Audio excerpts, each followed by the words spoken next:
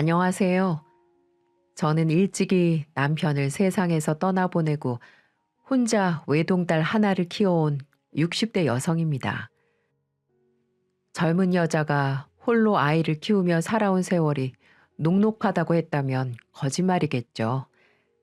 하지만 하나밖에 없는 딸아이 모자람 없이 키우겠다는 일념 하나로 버티고 또 버텼습니다.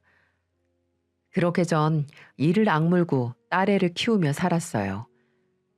지금 되돌아봐도 그간 해보지 않은 일이 없던 것 같습니다.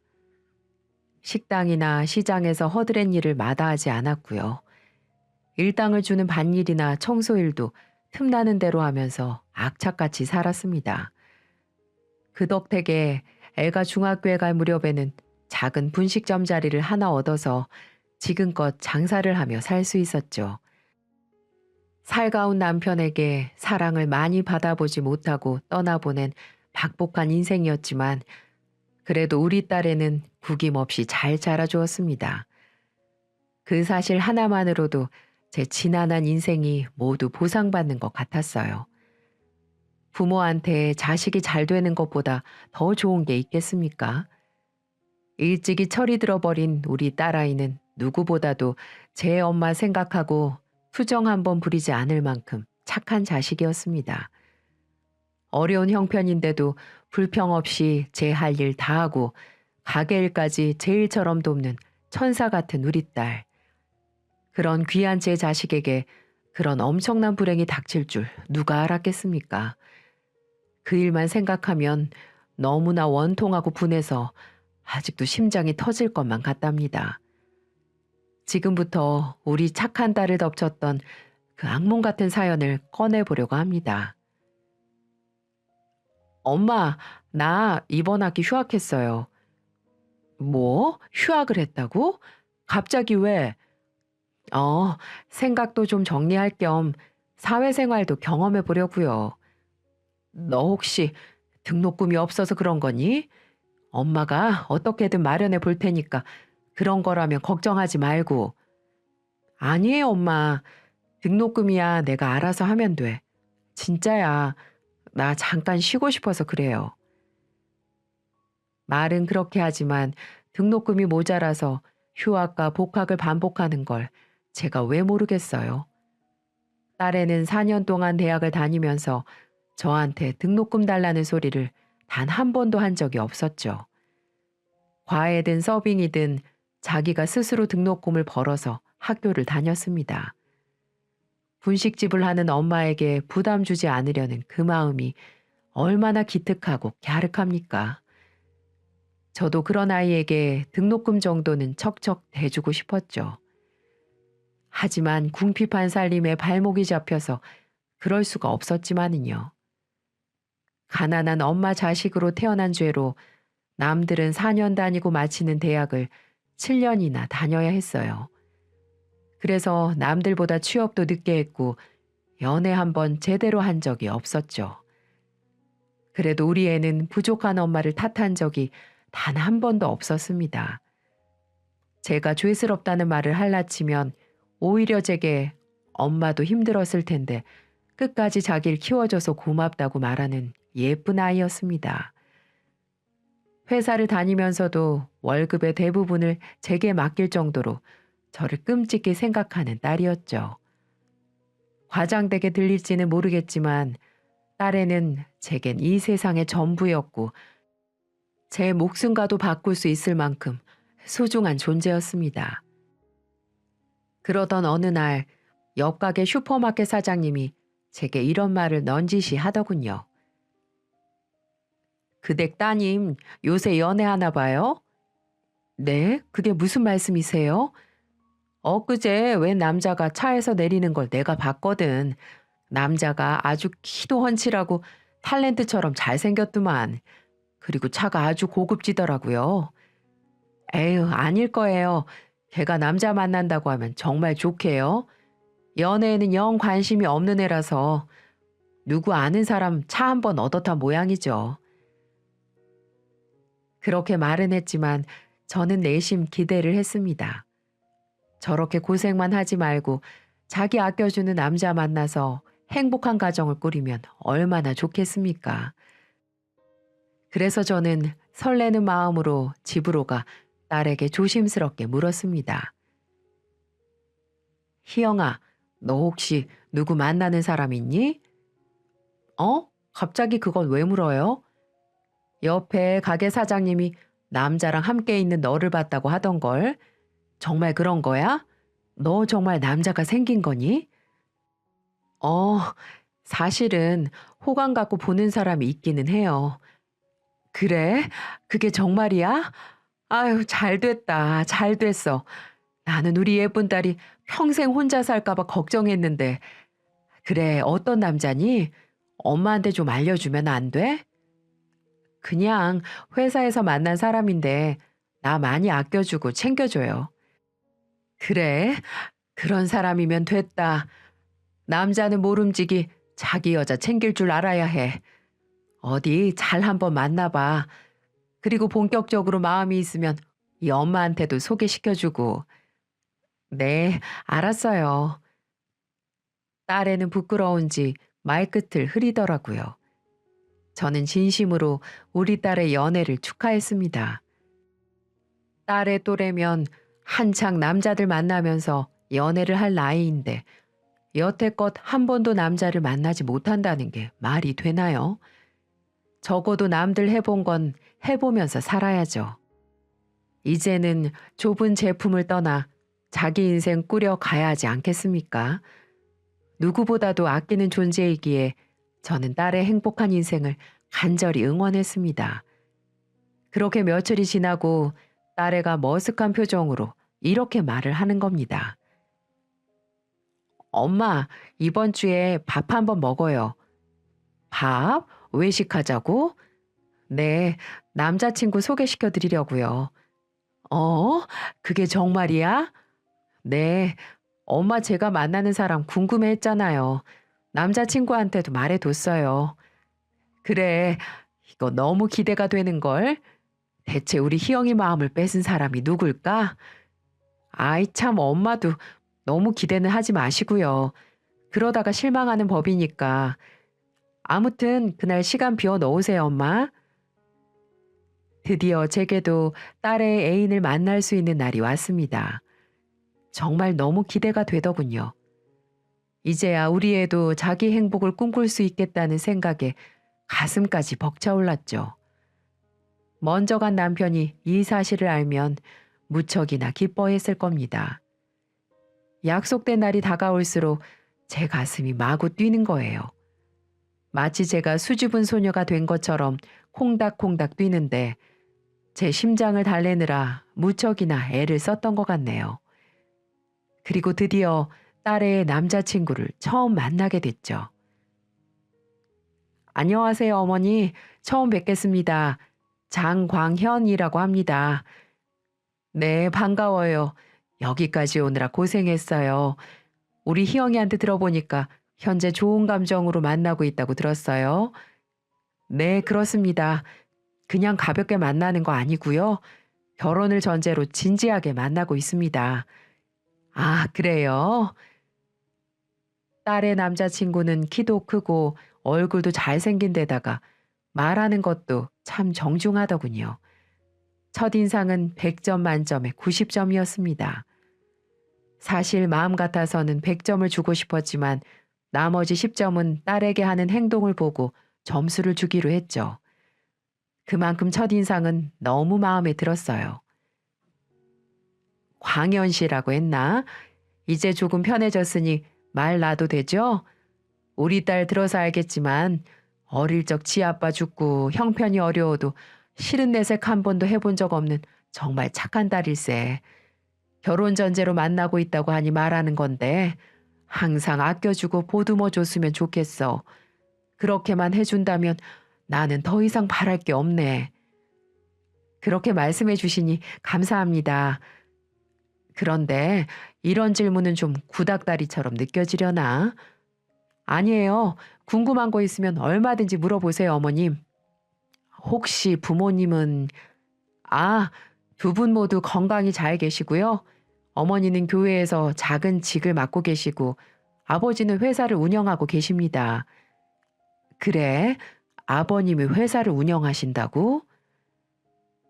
그 말을 듣고 나니 마음에 살짝 걸리는 겁니다.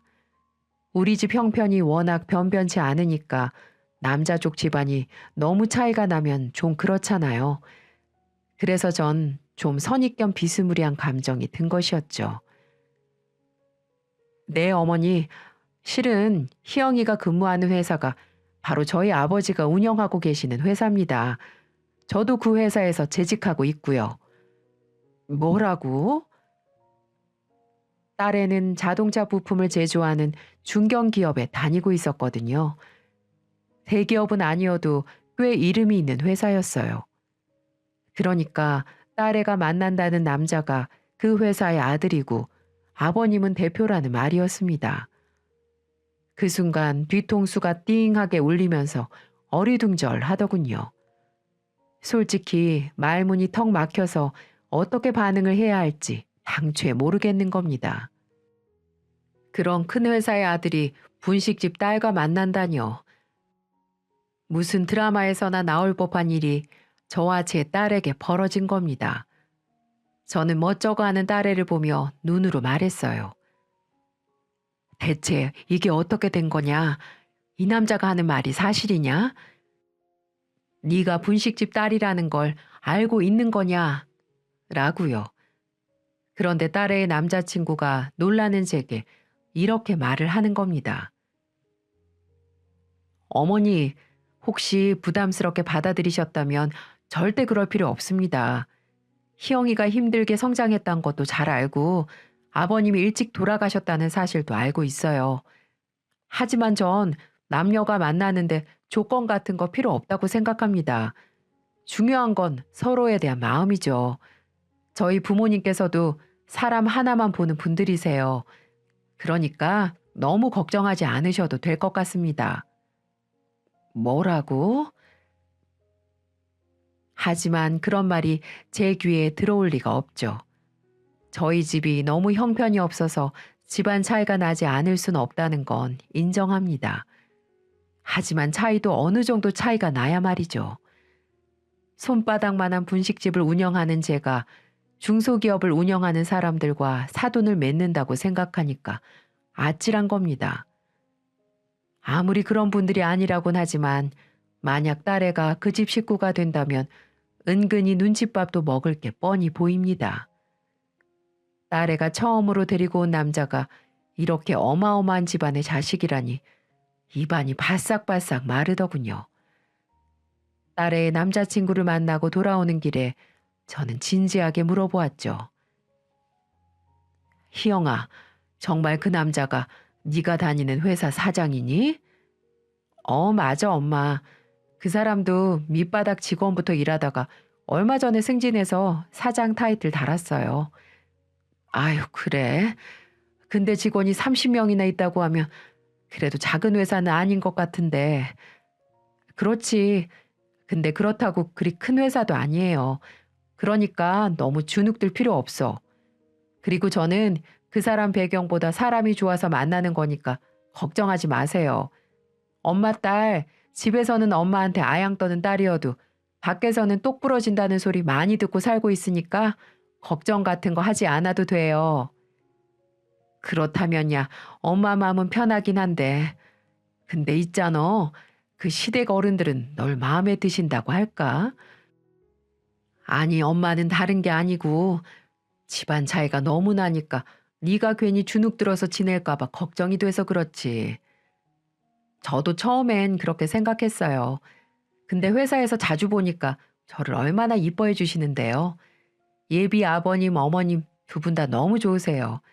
저를 얼마나 반기던지 정말 민망할 정도였다니까요. 그러니까 엄마, 그런 건 너무 걱정하지 않아도 될 것 같아요. 엄마도 집안 같은 거 생각하지 말고 그 사람 자체만 봐줬으면 좋겠어요.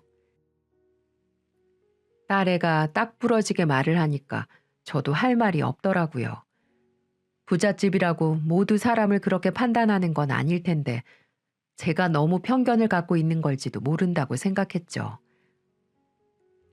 그래, 나야 우리 딸이 좋은 집안에 시집 간다면 너무 좋지. 그런 분들이 아니라니까 다행이네. 알았어. 어차피 지금은 사귀는 단계니까 급하게 생각하지 말고 차분하게 만나봐. 네, 알았어요, 엄마. 그래도 딸애가 웃는 모습이 좋았습니다. 자신을 아껴주고 사랑해주는 사람을 만났다는 게 제일 중요한 거겠죠. 부잣집이든 가난한 집이든 말입니다. 그렇게 두 사람의 교제를 허락하고 몇 달쯤 흘렀을까요? 그 뒤로도 전 딸의 남자친구와 몇 번 식사를 함께 했죠. 보면 볼수록 사람이 괜찮았습니다.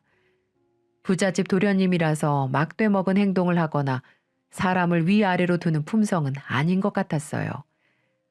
딸애가 그 사람에게 마음을 준 것이 부잣집이어서가 아니라는 걸 저도 알 수 있었습니다. 그리고 두 사람은 제게 결혼을 하겠다고 선언을 했고 상견례 겸 양가 부모님을 모시고 싶다고 말하더군요.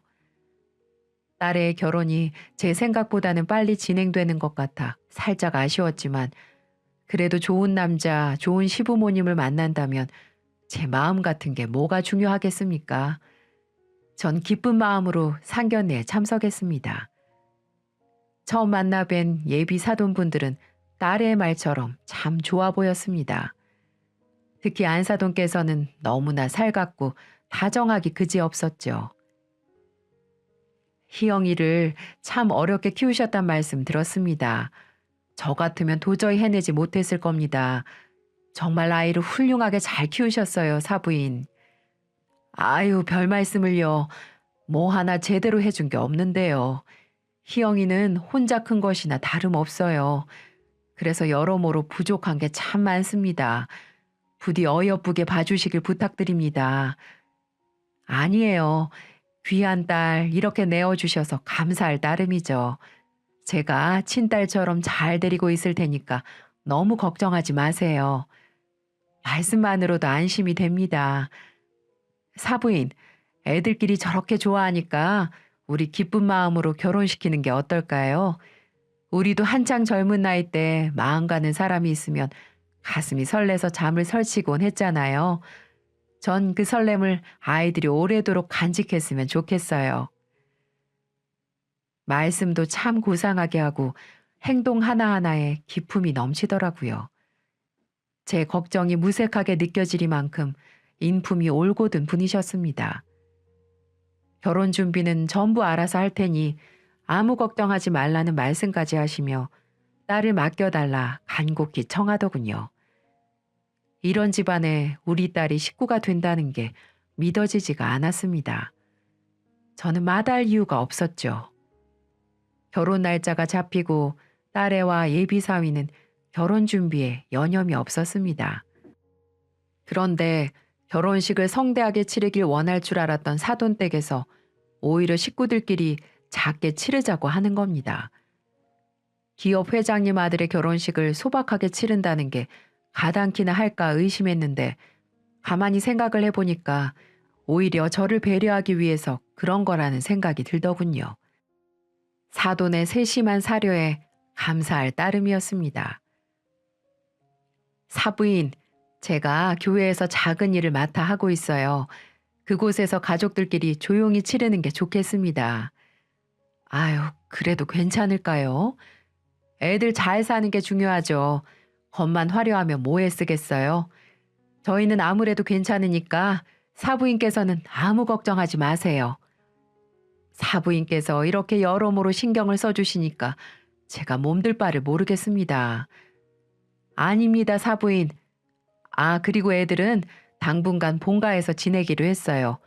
집도 넓고 제가 이래저래 가르칠 것도 좀 있고요. 제가 좀 데리고 살다가 적당한 때 분가시키겠습니다. 혹시 제가 희영이 시집살이 시킬까봐 걱정하시는 건 아니죠? 아이고, 사부인 별 말씀을요. 희영이가 배울 게 참 많을 겁니다. 많이 가르쳐 주세요. 애들 혼수부터 제 한복까지 사부인께서 하나하나 세심하게 신경을 써주신 덕에 저는 정말 아무것도 하지 않았어요. 아니, 제가 혼수라도 해주고 싶어 그것만이라도 맡겨달라고 해도 결코 사돈들은 손사래를 치더라고요. 귀한 딸 보내준 것만으로도 감사하다면서 정말 아무것도 못하게 했습니다. 딸 출가시키는데 이 정도로 아무것도 하지 않은 엄마는 아마 대한민국에 저밖에 없을 겁니다. 솔직히 역시 있는 집안은 다르구나 라는 생각이 확 들더라고요. 그리고 이렇게 우리 희영이를 이뻐해주고 사랑해주는 집안에 나를 시집 보낸다고 생각하니 얼마나 고마웠는지 몰라요. 저의 박복한 팔자를 딸이 물려받지 않는 것만으로도 정말 감사했습니다. 결혼식 당일 하얀 드레스를 입은 딸애를 보니까 주책 없이 눈물이 펑펑 쏟아지는 겁니다. 정말 울지 않으려고 다짐을 했는데 왜 그렇게 감정이 북받쳐 오르던지요. 지나왔던 고단한 인생도 떠오르고 환히 웃고 있을 남편 생각도 많이 났고요. 울음을 참는 딸의 눈빛도 절 그렇게 울리는 겁니다. 제가 저렇게 예쁜 드레스를 입고 남편의 팔짱을 꼈을 때가 얼마 되지 않은 것 같은데 말입니다. 쉼없이 흐르며 굽이치는 강물처럼 이런 게 바로 인생이겠죠. 그래도 한편으로는 딸애가 가정을 꾸리고 행복하게 살 수 있다는 게 무척 뿌듯했습니다. 이젠 그런 애들을 곁에서 지켜보며 조용히 응원해주는 게 제 역할이겠죠. 전 그렇게 생각하며 딸의 인생을 축복했습니다. 딸은 결혼을 하고서도 혼자 있을 제가 걱정이 되어서인지 시간이 날 때마다 연락을 해줬습니다. 엄마, 저예요. 희영아, 별일 없이 잘 지내고 있지? 그럼요. 시부모님들도 너무 살갑게 대해줘요. 남편도 제가 귀찮을 정도로 잘해줘요. 그래? 네가 잘 지낸다니까 엄마도 너무 좋다. 그런 좋은 집안에 시집가서 엄마가 얼마나 마음이 편한지 몰라. 네, 엄마. 그러니까 내 걱정하지 말고 잘 지내요. 그래, 언제 한번 내려올래? 네, 오빠랑 조만간에 한번 내려갈게요. 그래, 장서방 데리고 꼭 한번 와라. 내가 장서방 좋아하는 건 잔뜩 해놓을 테니까. 네, 알았어요, 엄마. 딸애는 결혼을 하고서도 제게 자주 들렀고 전화도 자주 했습니다. 정말 행복하게 지내는 것 같았죠. 그렇게 안심을 하고 있던 어느 날 사부인께서 제게 식사 한번 하자며 직접 찾아오시더군요. 그리고는 제게 뜻밖의 제안을 하는 겁니다. 부담이 될 정도로 말이죠.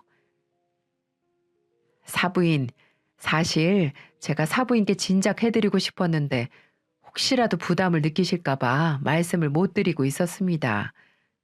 네, 무슨 말씀이신지. 사부인께서 운영하시는 점포 있지 않습니까? 제가 장사하시기 더 편하도록 조금 더 넓고 깔끔한 곳으로 옮겨드리고 싶은데 말입니다. 네, 무슨 그런 말씀을요. 말씀은 감사하지만 전 사양하겠습니다. 제가 염치 없이 어떻게 그런 걸로 부담을 드릴 수가 있겠어요. 큰일 날 말씀이세요. 그리고 저 이곳에서 자리 잡은 지가 30년이 다 돼가요. 단골 손님도 계시고 옮길 생각은 없어요, 사부인. 그럼 리모델링은 어떠세요? 그럼 깔끔해지고 좋을 것 같은데요. 네? 비용은 제가 알아서 다 할 테니까 걱정 마시고요. 희영이 같은 귀한 딸을 제게 주셨는데 이 정도는 해드리고 싶어서 그래요. 아닙니다, 사부인. 그런 말씀 마세요. 허락하시지 않는다고 해도 제가 고집을 좀 피울 생각입니다. 사부인께서 좀 더 편하게 일을 하셨으면 해서 그래요. 그러니까 제 마음 좀 받아주세요. 사부인이 저렇게 간곡하게 부탁을 하는데 계속 거절만 할 수는 없었습니다. 몇 번이나 사양을 했는데도 막무가내로 고집을 피우시니 결국 저도 받아들일 수밖에 없었죠. 솔직히 부담이 되긴 했어요. 결혼할 때도 아무것도 못 해줬는데 뜬금없이 찾아와 제 가게를 손봐준다뇨. 하지만 계속 거절을 하면 안사돈의 정성을 무시한다고 비춰질까봐 결국 두 손 두 발 들고 말았네요. 결국 좋은 집안에 시집간 딸내미 덕분에 저는 30년 만에 가게를 세 단장 할 수 있었습니다. 사부인의 배려가 너무 부담스러웠는데 막상 깔끔해진 가게를 보니까 흡족한 마음이 들더라고요. 손님들도 더 좋아할 것 같았고요. 딸애도 시어머니가 너무 좋아하신다며 부담 갖지 않아도 된다고 하더군요. 그제야 마음을 좀 놓을 수가 있었죠. 그런데요, 사부인의 호의는 거기서 그치지가 않았습니다. 사부인께서 제 통장으로 매달 100만 원씩 꼬박꼬박 보내시는 게 아니겠어요? 너무나 놀란 마음에 되돌려 드리려고 했지만 한사코 돌려받지 않겠다고 하시는 바람에 저만 곤란해지고 말았습니다. 제게 다짜고짜 전화 와서는 사부인, 그 돈 사부인을 위해서 쓰시라고 애들이 용돈 삼아 드리는 거라고 생각하세요. 그동안 많은 걸 참으면서 사셨잖아요. 이제 친구분들이랑 맛있는 것도 사 드시고 좋은 옷도 사 입으면서 사세요. 그래야 제 마음이 편해서 그렇습니다. 마음이 알겠지만 아무리 그래도 사돈한테 용돈 받는 사람이 어디 있습니까? 너무나 면목이 없어서 딸아이 편으로라도 돌려드리려고 했지만 딸아이도 그냥 받아두라고 하는 겁니다. 엄마, 괜찮아요. 어머님이 드릴만 하니까 드리는 거예요. 원래 우리 결혼할 때 엄마한테 100만 원씩 드리기로 약속했었어요. 그걸 시어머니한테 말씀드리니까 남편을 대신해서 어머님이 주시는 거예요. 남편 돈 관리를 지금 어머님이 해주고 계시거든요. 그러니까 내가 주는 거라고 생각하고 엄마가 요긴하게 쓰세요. 아유, 하지만 희영아, 그렇다고 해도 액수가 너무 많다. 그리고 내가 돈 쓸 데가 어디에 있다고. 괜찮다니까요, 엄마. 저도 이 집에서 며느리로서 역할 아주 잘하고 있어요. 그래서 주는 거라 생각하고 우선 쓸 데 없더라도 모아놓기라도 하세요. 이게 복인지 독인지 구분이 잘 되지 않더라고요. 한 달 내내 가게에 매달려도 순수익이 그만큼 벌까 말까인데 말입니다. 돈을 받아도 마음이 편하지 않더군요. 벌써 몇 번이나 받은 것도 송구스러운데 계속 달마다 보내신다니 어쩔 줄 모르겠는 겁니다. 제가 하도 답답해서 아주 가까운 지인한테 이 이야기를 살짝 했거든요. 어머 언니, 그게 정말이야? 세상에 100씩이나? 아유 언니, 이제 팔자 폈네. 팔자 폈어. 아니, 그렇다고 마냥 좋아할 게 아니라니까. 면목 없게실이 사돈한테 매번 용돈을 받니. 이렇게 큰 돈을. 사위를 대신해서 주는 거라지만 나는 마음이 영 불편하고 싫다. 그런데 내가 아무리 보내지 말라고 말씀을 드려도 자꾸 이렇게 보내시니까 일을 어쩌니. 아유, 그런 소리 마. 그런 집안이야 돈이 썩어나는데 며느리 얼굴 봐서 힘들게 사는 사부인 좀 도와주겠다는데 뭐 어때? 그냥 감사하다고 생각하고 그냥 넣어도. 내가 좀 찾아보니까 희영이 시아버지 회사가 요즘 급성장하는 회사던데. 하여간 언니는 딸 자식 잘 둔 덕분에 말년복이 터지네 터져. 아유, 내가 쪽팔려서 언니한테 말 안 하려고 했는데 우리 딸은 지금 취업도 못한 백수놈 만나고 있어. 얼마나 내가 속 터지는 줄 알아? 그러니까 언니는 복 받았다고 생각하고 좋게 생각해. 사부인 교회도 다닌다면서. 그럼 인성도 최고일 거 아니야. 언니도 교회 집사님이니까 코드도 잘 맞고 좋겠구만 뭘. 별걸 다 걱정하네. 친한 동생은 제 마음을 아는지 모르는지 복에 겨운 소리 하지 말라고 오히려 저를 나무라더군요. 정말 그 말이 맞는 걸까요? 사돈댁에서 가게 리모델링을 해준 것도 모자라 매번 돈을 보내오는데 정말 눈 딱 감고 받아도 되는 게 맞는지 저는 묵은 채증이 얹힌 것처럼 영 깨름칙했죠. 그래도 하는 수가 없습니다. 돈 보내오는 사람을 제가 막을 수도 없는 노릇이고 일단은 돈을 쓰지 않고 가만히 내버려뒀죠. 언제 적당한 때가 되면 돌려드려야겠다는 생각을 했습니다. 그렇게 시간이 지났고 언제부턴가 딸의 얼굴 본 지가 몇 달이 됐다는 생각이 들더군요. 연락은 간혹 오는데 어느 날부터 집에 들르는 일이 좀 드문 겁니다. 아무리 시어른들이 잘해주신다곤 하지만 시댁살이가 어디 쉬울까요? 아무래도 친정 다녀온다는 말이 쉽게 떨어지진 않을 겁니다. 그러고 보니 띄엄띄엄 오는 전화통에서도 딸의 목소리가 좀 어두웠다는 생각이 들었어요. 혹시 시집살이가 너무 힘든 게 아닐까요? 아니면 제 남편이랑 다투기라도 한 걸까요? 어디 몸이 아프기라도 한 건 아닌지 걱정이 앞섰습니다. 그래서 어느 날 딸아이 목소리가 듣고 싶어 전화를 걸었어요. 여보세요? 희영이니? 엄마다. 네, 엄마. 어쩐 일이세요? 아니, 다른 게 아니라 요새 네 얼굴을 통 못 봤지 않니? 혹시 무슨 일이라도 있나 싶어서. 요즘 무슨 일 있는 거 아니지? 요즘 엄마 꿈자리도 안 좋고 기분이 이상해서 말이야. 별일 없어요. 걱정 마세요. 요즘 일이 좀 바빠서 연락 못 드렸어요. 제가 좀 한가해지면 언제 한번 집에 들를게요. 아, 그랬니? 알겠다, 그래. 무슨 힘든 일 있으면 엄마한테 언제든지 전화하고. 엄마는 우리 딸밖에 없는 거 알지? 그렇게 말을 하고 전화를 끊었지만 딸아이의 목소리가 영 좋지를 않습니다. 30년 가까이 제가 키운 아이인데 그거 하나 모를까요? 전화도 빨리 끊으려고 하고 꼭 무슨 일이 있는 사람처럼 보였어요. 저는 그럴 때마다 걱정이 돼서 새벽마다 교회에 나가 딸을 위해 기도를 했습니다. 제발 제 딸이 아무 일 없이 행복하게 잘 살게 해달라고 매일같이 기도를 했어요. 그런데도 제 불안한 마음은 가시지가 않았습니다. 그래서 결국 전 딸아이의 목소리가 마음에 걸려서 전 딸의 얼굴을 직접 보러 가야겠다고 결심했습니다. 딸아이에게 줄 반찬을 잔뜩 만들어서 양손 가득히 들고는 고속버스를 탔죠. 제가 간다고 하면 분명 오지 못하게 할 게 뻔했습니다. 사돈댁 근처에 가서 전화를 할 생각이었어요. 잠깐이라도 얼굴을 봐야 안심이 될 것 같았거든요.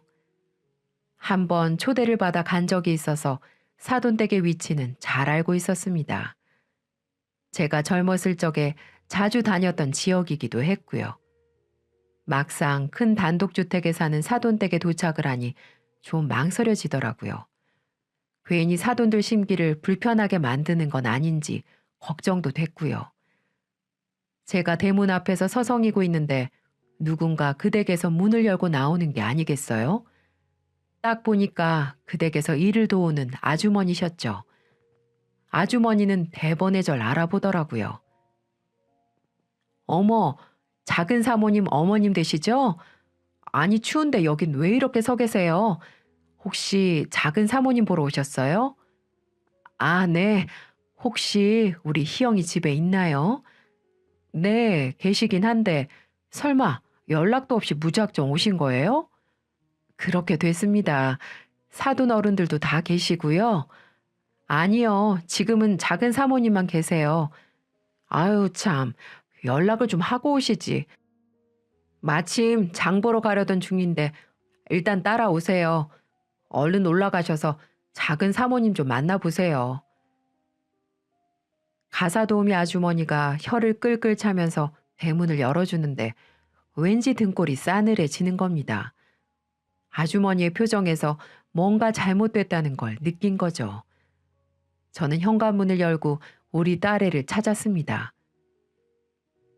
희영아, 엄마다. 엄마, 연락도 없이 웬일이야. 갑자기 불쑥 찾아오면 어떡해. 1년 만에 전 딸의 모습을 보고 소스라치게 놀라고 말았습니다. 제가 눈으로 보고 있는 사람이 제 딸이 맞는지 의심이 들었습니다. 헝클어진 머리, 퀭한 두 눈, 그리고 피죽도 못 얻어먹은 사람처럼 말라 비틀어진 몸. 제가 알던 딸이 아니었지만 또 틀림없는 제 딸이었습니다. 애가 얼마나 힘이 없는지 거실에서 주방으로 가는 길인데도 엉금엉금 기고 있는 겁니다. 너무나 충격적인 딸의 모습에 전 그 자리에서 얼어붙어 버렸습니다. 희영아, 대체 그게 무슨 꼴이냐? 너 어디 아프니? 얼굴이 왜 이렇게 상했어? 몸은 또 왜 이렇게 말랐고? 무슨 일이야? 어? 빨리 말해봐. 엄마. 딸애는 제 품에 안겨 울음을 터뜨렸습니다. 통곡을 하는 게 분명한데도 기운이 없어서인지 울음소리가 갑갑하게 막혀서 터지지도 않는 겁니다. 딸의 충격적인 모습에 전 혼이 다 달아나는 것 같은 기분이었어요. 희영아, 대체 왜 이런 거야? 왜 이렇게 된 거냐고. 사실은 엄마 저 너무 힘들어요. 배가 너무 고파요. 뭐라고? 그게 무슨 소리야? 배가 고프다니. 왜? 네가 밥을 못 먹어? 도대체 애가 무슨 소리를 하는지 모르겠습니다. 시어머니가 밥을 주지 않는다뇨. 종살이를 하는 것도 아닌데 시어머니가 밥을 왜 안 줍니까? 아니, 설령 밥을 주지 않는다 한들 다 큰 성인이 왜 그걸 참고 있었을까요? 장서방은요? 시아버지는요? 머릿속이 너무나 혼란스러웠습니다. 대체 애한테 무슨 일이 벌어진 건지 가늠할 수가 없었죠. 보다 못한 가사도우미 아주머니가 제게 설명을 해주더군요. 아유, 큰 사모님이 글쎄 작은 사모님 금식기도 시키는 중이라서 그래요. 금식기도요? 그게 무슨 말이에요? 우리 희영이는 종교가 없는데. 아니, 그리고 무슨 금식기도를 2주씩이나 해요? 사람 죽어나가게요? 예, 그러게 말입니다. 그런데도 큰 사모님이 강요를 하니까 작은 사모님이 받아들일 수밖에 없는 거죠. 아유, 강요라고요? 긴 한숨으로 시작된 아주머니의 설명은 너무나 경악스러웠습니다. 딸의 말처럼 사부인은 딸애에게 금식 기도를 강요하고 있었답니다. 딸애에게 애가 들어서지 않는다는 이유에서였다는데요. 마귀에게 쓰였기 때문에 임신을 하지 못한다는 겁니다. 그래서 금식 기도를 통해 마귀를 쫓아내야 한다고 강요를 한다는 거예요. 2주 동안 방 안에 감금하다시피 갇혀서 물만 마시며 기도만 해야 하고 금식 기도가 끝나면 2주 동안 쉬었다가 또다시 금식 기도를 한다는 겁니다. 이런 말도 안 되는 과정을 벌써 몇 달째나 반복하고 있다는 거였죠. 너 미쳤니? 왜 그런 말도 안 되는 일을 시킨다고 가만히 하고 앉아 있어? 얼른 엄마한테 말을 하든가 이 집을 찢어나오든가 해야지. 아니야, 엄마. 시어머니가 이러시는 거 손주 보고 싶어서 그런 거잖아. 그리고 시어머니가 엄마도 잘 보살펴주고 계시고 내가 조금만 견디면 전부 다 잘 되는 거잖아. 딸의 입에서 그런 말이 나오는데 정말 하늘이 무너져 버리는 것 같았습니다. 대체 이게 무슨 일인지, 왜 우리 귀한 딸애한테 이런 일이 벌어진 건지 이해할 수가 없었습니다. 가사도우미 아주머니가 제게 이런 말까지 하는 겁니다. 저기 얼른 작은 사모님 데리고 가세요. 아유, 저도 더 이상 보기가 힘드네요. 이번 2주뿐만 아니라 매달 이러고 있어요. 네? 뭐라고요? 이번이 처음이 아니라고요? 네, 솔직히 작은 사모님도 참 답답하세요. 금식 기도를 싫다고 하면 될 것이지. 혹시라도 해코지라도 당할까봐 아무 말도 못하고 저렇게 당하고만 계시고, 저런다고 이 집에서 지켜주는 사람 아무도 없어요. 이 집 권력은 큰 사모님이 다 쥐고 있거든요. 그리고 작은 사모님 남편이란 인간도 회사 일 바쁘다는 핑계로 신경도 써주지도 않고 나 몰라라 하고 있어요. 저렇게 40kg도 안 된 아내를 보고도 괜찮냐, 병원 가보자, 이런 말 한마디 하는 걸 나 본 적이 없다니까요. 그럴 때마다 저도 여기서 종노릇하고 있지만 불쌍해서 죽겠어요. 저도 이참에 이 집 그만둘까 하고 말씀드린 건데 큰 사모님이 뭐 이상한 종교에 빠져서 며느리 죽이려고 들고 있어요. 어서 구출해서 가시는 게 좋으신 겁니다. 나중에 후회하지 마시고요. 정말 기가 막혔습니다. 화가 머리끝까지 치밀어 올라서 견딜 수가 없더군요. 이건 범죄나 다름없는 짓이었죠. 사이비 종교에 빠진 안사도는 애가 들어서지 않는다는 이유로 제 소중한 딸을 무참히 짓밟고 있었습니다. 그렇게 천사의 얼굴을 하고 이런 짓을 벌일 수가 있다니. 그리고 그렇게 믿었던 사위가 아무런 대처를 하지 않은 채 지 엄마에게 모든 걸 일임했다니 저는 경악스러울 정도로 충격을 받고 말았습니다. 전 곧바로 경찰을 불렀어요. 이대로 가만히 두면 도저히 안 되겠더라고요. 제가 경찰을 부르자마자 사부인이 문을 열고 들어서더라고요. 아니 이게 웬 난리야? 어머, 사부인께서 여기까지 어쩐 일이세요? 미용실에 갔다 온 건지 사우나에 갔다 온 건지 뽀사시한 쌍판떼기를 보고 있자니 피가 거꾸로 솟더군요. 전 두 말 않고 그년의 머리채를 휘어잡았습니다.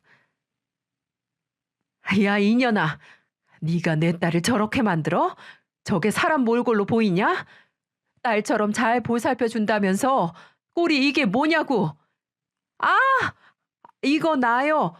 애가 임신이 안 되니까 기도하는 거잖아요. 금식기도 시키는 게 얼마나 어려운 일인지는 알고 이러는 거예요? 아, 머리 놓으라니까. 아, 아, 이년이 그게 말이라고? 전 온 힘을 다해 머리를 쥐어 뜯었습니다. 그 난리는 경찰이 오고 나서야 끝날 수가 있었죠. 전 거의 죽을 뻔한 딸애를 구출해서 집으로 돌아갔습니다. 제가 죽을 끓여서 먹였는데 허겁지겁 먹어치우는 나래를 보고 있으니 복장이 터져서 죽을 뻔했습니다. 여러분, 요즘 같은 세상에 이게 말이나 되는 얘기입니까? 임신을 잘 되게 하기 위해서 2주나 금식기도 시킨다는 게 믿어지시나요? 알고 보니 사부인이라는 여자가 다닌다는 교회도 순 사입이었고 나래한테는 자기 말을 듣지 않으면 제게 불행이 닥친다는 둥, 빨리 죽는다는 둥 그런 헛소리로 세뇌를 시킨 모양이더라고요. 자신의 시어머니가 저한테 돈도 보내주고 가게도 새로 해줬다는 사실을 알고 있던 딸애는 그 말을 또 철석같이 믿고 말았고요. 바깥사돈과 장서방은 그런 사실을 전부 알고도 모른 척, 못 본 척하고 있었던 것이었습니다. 정말 억장이 무너집니다. 전 경찰 조사에서 이 모든 걸 전부 말했고요. 고소와 함께 정식으로 사건 접수도 진행했습니다. 그리고 그 여자가 제게 보내온 돈은 인테리어 비용과 함께 사위 그놈에게 던져주고 왔습니다. 나중에 가사도우미 아주머니에게 들은 이야기인데요. 딸애처럼 임신이 되지 않는다고 강제 금식 기도를 당한 여자가 벌써 둘이나 더 있었다는 겁니다. 그 사부인이란 여자는 일부러 혼인신고를 미루게 하고 자기가 애들을 데리고 있으면서 임신 여부를 체크했던 것이었죠. 그렇게 임신이 잘 되지 않는 기색이 보이면 마귀를 쫓아낸다는 명분으로 금식 기도를 강요했던 거고요. 나중에 알게 된 사실이었지만 딸이 임신이 되지 않았다는 이유는 바로 사위 그놈한테 있었어요. 그놈이 무정자증이어서 임신이 되지 않은 거였는데 기도만 하면 딸이 임신할 수 있다고 믿은 걸로 보였습니다. 한마디로 현대의학을 믿은 게 아니라 사이비 미신 종교를 믿고 우리 딸을 그렇게 억압했던 거죠. 얼마 지나지 않아 바깥사돈이 저희와 합의를 보려고 하더군요. 2억을 제시하며 한 번만 눈 감아달라고 제게 와서 빌더이다. 당신이 안사람 단속을 잘못해서 일어난 일이라면서 말이죠. 하지만 전 금지 오격 같은 제 딸 저렇게 폐인으로 만들어버린 그년을 절대 용서하지 못할 것 같습니다. 그리고 철석같이 믿었던 사위놈은 얼굴 한번 비추지 않더군요. 연락도 없고요. 어차피 혼인신고도 안 했으니 데리고 꺼지라는 식으로 나오더군요. 그래서 변호사를 선임해 그들의 죄값을 치르기 위해 다방면으로 뛰고 또 뛰었습니다. 다행히도 딸은 그 집에서 생활을 하면서 안사동 그 여자의 억압, 폭행, 폭언 등을 몇 개 증거로 가지고 있더군요. 추가로 경찰서에 그 증거를 제출했습니다. 그리고 저는 법으로 해결하려고 하면 그들은 미꾸라지처럼 피해갈 걸 알고 있었기에 그 여자에게 따로 연락을 했습니다. 그리고 딸이 증거로 모은 녹음본과 영상들을 카톡으로 보내줬어요. 그러면서 당장 와서 내 딸 앞에 무릎 꿇고 사과하지 않는다면 당신이 했던 행동들 인터넷에 다 뿌리고 언론에도 제보하겠다고 협박을 했습니다. 그러자 녹음 영상본이 있다는 사실을 몰랐던 그 여자는 곧장 사위와 달려와서는 딸 앞에서 무릎을 꿇더이다. 사위 그놈도 얼마나 가식적이고 나쁜 놈이던지 자기 회사 이미지 나빠지고 언론에서 집중 포화를 맞을까봐 간이고 쓸개고 다 줄 것처럼 하면서 우리 앞에서 눈물을 보이는 거 있죠? 그 모습을 본 딸이 사위의 뺨을 날려버리더군요. 그렇게 믿었고 사랑했고 사위 하나 믿고 결혼을 했는데 짧은 시간에 사위 행동들을 보고 실망을 많이 했을 테지요. 딸은 분풀이라도 한 듯 사위를 때리면서 오열을 했습니다. 그 모습을 보고 얼마나 제 가슴이 미어지던지 저는 경기를 일으키며 사위에게 달려드는 딸을 막으며 안아주었어요. 우리 딸 진정해. 이 엄마가 있잖아. 이제는 저런 놈 때문에 아파하지 마. 이 엄마가 항상 옆에 있을게. 저는 이렇게 말을 하며 눈물로 딸을 안아주었습니다. 사위와 안 사돈 그 여자는 눈물을 흘리며 저희에게 잘못했다고 용서를 구했고 합의금, 재산 분할, 위자료 등 얼마든지 줄 테니 액수만 말하라고 하더군요. 본인들이 잘못한 건 분명하니까 그만한 대가를 지불해 주겠다면서 말이죠. 네, 맞습니다. 저는 그들이 흘린 눈물이 악어의 눈물이라는 걸 누구보다 잘 알고 있어요. 어떻게든 빨리 저희와 합의를 봐서 이 상황을 끝내고 싶은 거겠죠. 어떻게 돈 좀 있다고 뭐든지 돈으로 해결을 하려고 할까요? 그럼 제 딸이 받은 상처는요? 바보 같은 딸은 어느 순간부터 시어미한테 세뇌를 당해서 마치 그게 옳다고 생각을 했었다고 합니다. 그래서 신고할 엄두도 못 냈다고 하네요. 그리고 제가 걱정할까봐 연락을 못 했다고도 하고요. 잘 사는 줄 알았던 딸이 고통의 시간을 보낸 걸 생각하니 아직도 제 가슴이 미어집니다. 지금이라도 제 딸을 찾아서 다행이긴 합니다만 아직도 그 일만 생각하면 가슴이 벌렁벌렁 거리기만 하네요. 그 일이 있고 벌써 몇 달이 지났네요. 경찰 조사는 집행유예로 끝이 났습니다.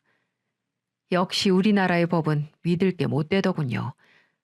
제 맘 같아서는 그놈들 회사 제대로 망하게 해주고 싶지만 딸이 원치 않아 합의를 하고 마무리를 지었습니다.